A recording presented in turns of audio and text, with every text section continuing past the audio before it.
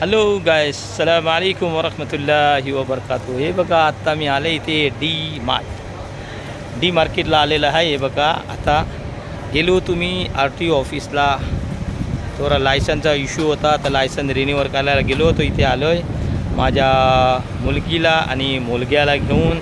चला बोलू डी मार्टला आपण जाऊया आणि तिथे काय आहे ऑफर ते बघतोय.